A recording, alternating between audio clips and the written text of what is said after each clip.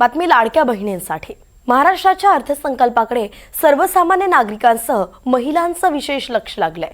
विशेषतः लाडकी बहीण योजनेबाबत सरकार नेमकं काय निर्णय घेत आहे याकडे सगळ्यांचं लक्ष आहे। सध्या या योजनेअंतर्गत पात्र महिलांना दर महिन्याला 1500 रुपये आर्थिक लाभ दिला जातो, पण आगामी अर्थसंकल्पात हाच हप्ता 1500 रुपयांवरून 2100 रुपयांपर्यंत वाढवण्यात येणार का याची चर्चा सुरू आहे।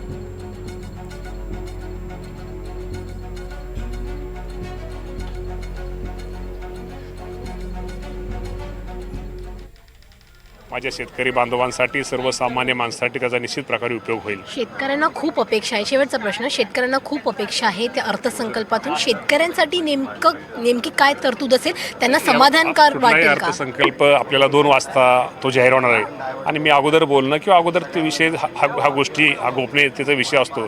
2 नंतर आपल्याला निश्चित प्रकारे करेल हा अर्थसंकल्प सर्वांना व्यवस्थित होईल। धन्यवाद आमच्यासोबत बातचीत केल्यासाठी। Video journalist Kalpesh Sawardekar, Jadhav, NDTV Marathi, Mumbai.